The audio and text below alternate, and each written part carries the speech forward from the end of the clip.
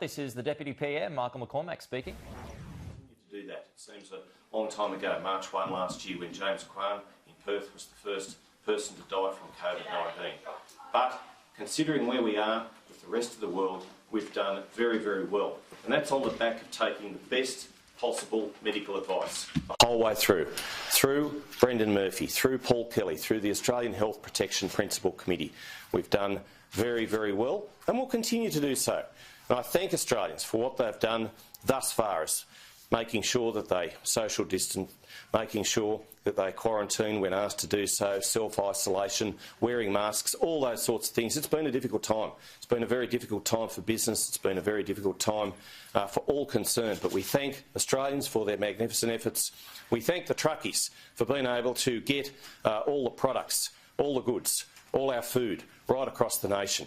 And of course, truckies again are going to play a part in the rollout of the vaccines. And certainly when it comes to Pfizer, we've secured 80,000 as the first plane load of vaccines. I looked and toured at the facility yesterday in Western Sydney. DHL has a national network.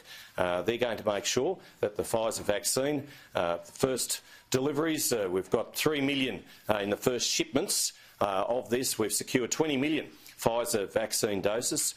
We've secured 150 million doses all up.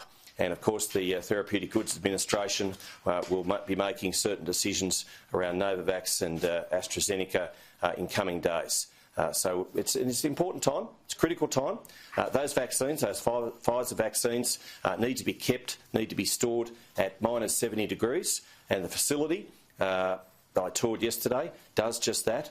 We've already committed $1.9 billion towards the initial phase-out, towards the initial rollout of the vaccines, and we'll do whatever is necessary to make sure that we get these vaccines to each and every far-flung corner of this nation. It's a big country. This is a massive logistics exercise.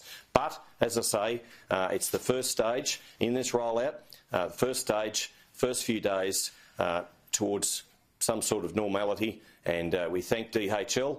We thank everybody who's going to be involved in this, and certainly I know the frontline medical personnel who will receive the jab first, along with aged care residents and aged care workers.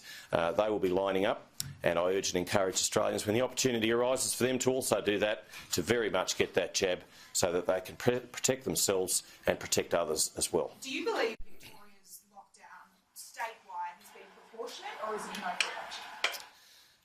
It is. I'm not going to criticise Daniel Andrews. I'm not going to stand here and point the finger, the accusatory finger, and say he's doing the wrong thing, because he is doing what he thinks is best for his state. But it is very, very difficult when you live at a place like Mildura. Haven't had a COVID case, many hundreds of kilometres from the capital of your state, and you're a farmer, and you've got to put a mask on to go outside and check your stock. I mean, that is a bit of a nonsense, and it is very difficult.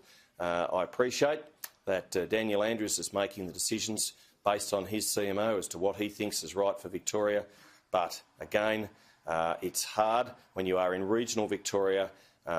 It's on again, off again, very, very difficult. But these are difficult times, and I appreciate that people have jurisdictional responsibility, and ultimately we'll all be held to account for the decisions that we take and make. And I just understand for regional Victorians, it is so hard.